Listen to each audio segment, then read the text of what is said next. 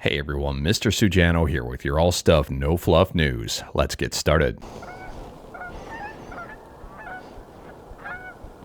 Alright, to kick things off, we're talking about Nintendo Switch emulation with Citron, and Citron got a real big brand new update to version 2026.02.1 Pathfinder. So they say here that this release represents a significant milestone in the emulator's development, introducing comprehensive save path management, Steam Deck UI refinements, multiplayer stability improvements, and a brand new integrated mod downloader alongside the ability to share and import custom configuration settings per game, and our very own compatibility list that is crowdsourced alongside Citron users. This release focuses heavily on quality of life improvements while also adding new graphics features and fixing critical bugs across all platforms.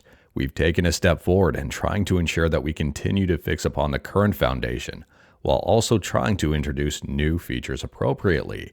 And I would argue here, this is a massive update for Citron. And speaking about big updates, next up here we're talking about ScummVM, where ScummVM stands for Subscribe to Mr. Sujano, or Script Creation Utility for Maniac Mansion Virtual Machine, depending on how you wanted to interpret that. Anyways here, ScummVM got a big update to 2026.1.0. So taking a look at the release notes here, and they've added in support for a ton of games, and I mean a ton. Darkseid, God of Thunder, The Adventures of Willy Beamish, Heart of China, Nancy Drew, The Secret of the Scarlet Hand, Ghost Dogs in Moon Lake, Ripley's Believe It or Not, The Riddle of Master Lu, and even more. And on top of that, because yes, there's even more here, they've added a bunch of fixes, improvements, and new features, like text-to-speech support in a bunch of different areas. And continuing to talk about emulation stuff, next up here we're talking about, and I'm hoping I'm pronouncing this one correctly, Yokoi. If it's Yokoi, let me know in the comments below. If it's not, let me know in the comments below. On a side note here, I do mispronounce stuff all the time and very unintentionally. The last time I mispronounced something, I think, was in my previous video or one before that, where instead of Mojave, I said Mojave. Go figure, it was just, I don't know. And a caveat I've mispronounced before and said KVAT. Anyways here, Yokoi is a Game & Watch emulator for not just the 3DS, but also for the Anbernic RGDS and Android. And Yokoi got a brand new update. So at the time of filming, version 2.2 is the latest and greatest update. There's a number of fixes, some optimizations here, and also they've added support for a bunch of different electronica games. And continuing to talk about emulation and handheld emulation, next up here we're talking about Nintendo DS emulation with MelonDS.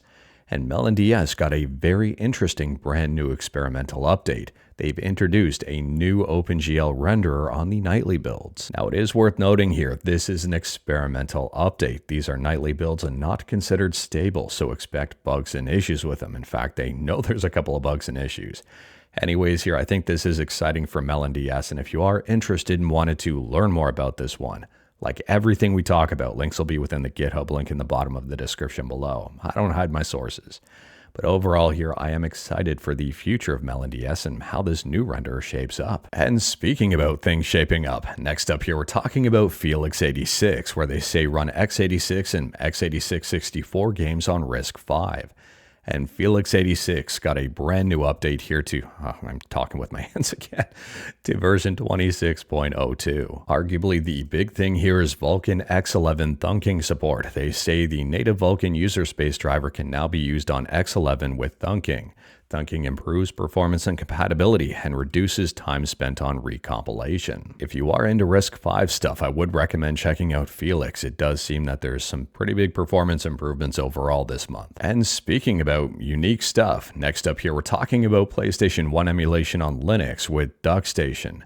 And if you're currently using NixOS, you may or may not like this news here, but it's being reported that Duckstation now blocks building on NixOS. So taking a look at GitHub here, and Stenzek does have some comments as to why. Stenzek says, refuse to build in hostile package environments. The code and build script licenses do not allow for packages, and I'm sick of dealing with people complaining about things broken by packagers and then being attacked by package managers who violate their distribution's codes of conduct. Attempts to request removal of these packages have been unsuccessful, so we have to resort to this.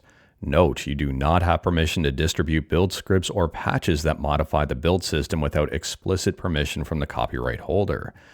Duckstation's code is public, so it can be audited and learned from, not to repackage. This is why we can't have nice things. Now, I've taken a look at a lot of comments and reactions, and they do seem relatively divided. There are some people upset at Stenzek and shaking their head, and there are some people who completely understand why and agree with Stenzek. All I'll say here is at the end of the day, it's Stenzek's code, it's Stenzek's emulator, and Stenzek can do whatever he wants with it.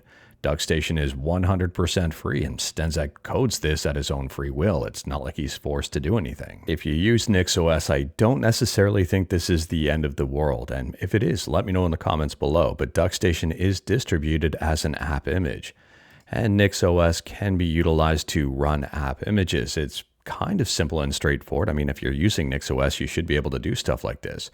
And I'm pretty sure that this will still work as an app image on NixOS. If it doesn't, let me know in the comments below. And speaking about changes, but arguably this time for the better, next up here we're talking about the MisterFPGA and N64 emulation. So listen to this headline up on timeextension.com, and I'd recommend checking out the article for more information on the matter. It's titled, New MisterFPGA N64 Turbo Core Delivers a 17.5% Performance Boost. That is huge. And on top of that, Video Game Esoterica showcases this in action. I'll leave links to both within the GitHub link below so you can check out the video and also the write-up. But overall here, if you've got a MisterFPGA, this may be a very, very exciting new update. And speaking about exciting updates, next up here we're talking about Baldur's Gate 3. And if you play Baldur's Gate 3 and, well, you haven't seen anything new for a while, this update here, this unofficial update, this mod might be exciting to you. So it's up on nexusmods.com and it's titled Early Access Scenes Restored. And this restores a bunch of stuff to the game. Feel free to check out Nexus Mods for more information, but they say it restores deleted scenes, encounters, and NPCs from early access. And speaking about exciting unofficial stuff, next up here we're talking about a fan mod, a fan translation for Tales of Phantasia X for the PSP. It's been announced that this game now has a full English translation. And continuing to talk about exciting announcements, next up here we're talking about Easy Delivery Co. Now we talked about this one when it was announced, when it was released, and well, we're talking about it again because there's a brand new announcement for this game. So this game was released on Steam back in September of 2025 to overwhelmingly positive reviews. This game is very well reviewed, and now it's headed to Android. In addition to Android, it's also headed to iOS, and I don't know about you, but this game is right up my alley. Maybe it's up yours. Let me know your thoughts about this one in the comments below. It releases on March 26th, I believe, and this is definitely one I will be checking out on Android. But anyways, that is all I've got for you in this one. Straight to the point, all stuff and no fluff. We talked about a bunch today. Feel free to discuss anything we talked about in the comments below. If you like this video, leave a like. If you didn't like this video, leave a like. Hit that subscribe button. Check out my other videos. Don't tempt fate. Save your state.